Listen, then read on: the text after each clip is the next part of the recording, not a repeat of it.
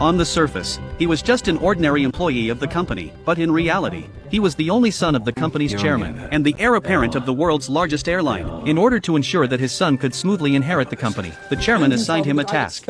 If you're going to take on an executive role in this firm, you have to demonstrate that you can do what's necessary. The man confidently accepted the task, but what he didn't know was, this work trip would lead him to stumble into a sweet and wonderful romance. You're Mr. Mitchell? Yes. Well, William. Mr. Mitchell? Yes. Dana. Well, Mr. Randall's assistant. After meeting with the contact person, William walked over to an old pickup truck with his luggage. He never imagined that the branch office on this small island had fallen into such dire straits. According to reports and data from headquarters, the aviation branch office here had been operating at a loss for years. The chairman had tasked him with personally investigating the company's operational status. If the reports were accurate, he was to immediately shut down and liquidate the company. Noticing that William had been admiring the scenery along the way, Dana cautiously asked, Kind of a long flight to smoke a quick coffee. Is there anything I should be worried about? No, no. I just wanted to Copy that. see how you do things. Here we are. Right On to here. Airways. To facilitate future actions, William did not directly reveal the purpose of his visit. Soon, the two arrived at the island's only airport. What struck William was that, including Dana, there were only 3 employees here, and their office was located in a hangar used for repairing aircraft. Instantly, a question arose in his mind. The dilapidated pickup truck, with only 3 employees, an office cluttered with. Why did this company with such low expenses have no profits year after year? The elderly man, nervously explaining, accidentally knocked over the documents on the table. Please. After a brief awkward moment, William continued to ask the question he had earlier, but before the old man could get to the point, the woman beside him interrupted him again, asking a question that seemed utterly random to William. What? Do you run a business with your wife? What about you, Will? No, I'm Do you run a business not married with your actually. wife? Girlfriend?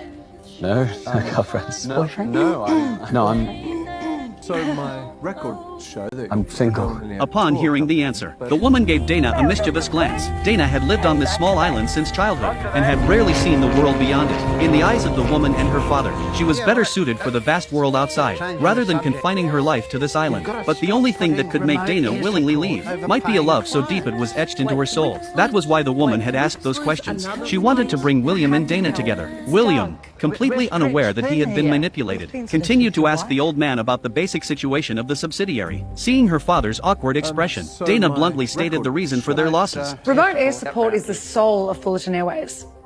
We've always done it, and Jeff. we always will. Airways. Their profit model was supposed to be bringing tourists here for sightseeing and earning fees from that. However, after Dana took over the company a few years ago, the number of air rescue operations had significantly increased, and they provided this assistance for free. This is the main reason the company is now in this situation. Doesn't leave much room for profit. Well, there's more to life than profits, you know. You fly high. Yes, quite. Yes, quite. Alas, it's rather a priority.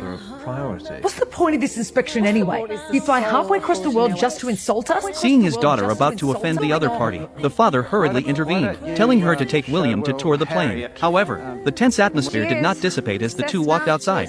Why don't we go up? Why don't we go? Yes. Yeah. She's sturdy as a rock. Come on. The other party's suggestion sounded like a provocation to William. He mustered his courage and sat in the co-pilot's seat. As the propeller spun, the plane began to move forward on the runway. Not wanting to embarrass himself in front of Dana, he clenched his hands, fighting down the fear inside. Though he managed not to scream out loud, he couldn't escape Dana's mockery and contempt. You promised us go back again, you. I was in a hot air balloon once. That's not really sad. What happens if something did go wrong? Are there parachutes in the back? Only one. It's not funny. Like small spaces, you know? At this point, William no longer tried to be strong, and his tone softened slightly. Dana, seeing his frightened expression, found it amusing, and her words grew less sharp. The plane soared through the azure sky, and at Dana's prompting, William looked down. A pod of dolphins suddenly appeared in his field of vision. This scene was unlike anything he had ever seen before. Nature's marvelous craftsmanship seemed to possess a magical allure, drawing one in irresistibly. The plane had been flying for 2 full hours, but Dana showed no intention of returning. She took William to Parks Bay, where a group of isolated people lived. After her introduction, William learned that the clothes and supplies these people needed were almost all provided free of charge by his airline company. Coincidentally, there were some items to be delivered here today. Shall I stay here? What for? They were 5. William was also very curious about their lives, so he braved the risk of his expensive suit being ruined by seawater and stepped off the plane. Sorry to disappoint, but he's a big wig from the UK. After briefly introducing himself, his attention was drawn to a group of children playing soccer. Had he just arrived here, William would never have joined in so impulsively, but the beautiful scenery along the way had gradually softened his stern demeanor. Dana saw this scene and couldn't help but change her impression of William a little. Since her purpose for coming was merely to deliver supplies, she did not plan to stay here for long. She called out to William, who was still reluctant to leave, and the two set off on their return journey. In just a few hours, William saw many things he had never seen in the city, and these things made him begin to wonder. The opulent prosperity of the city versus the leisurely freedom here. Which was the true face of this world? With such philosophical thoughts, by the time they arrived at the hotel where William was staying, the sky had already grown dark, since it was already the company's off hours. Some documents and data would have to wait until tomorrow to review. At that moment, his father called to inquire about progress, and William sheepishly admitted he still had unresolved matters. Time is of the essence, William. Shut that place down. Get yourself home.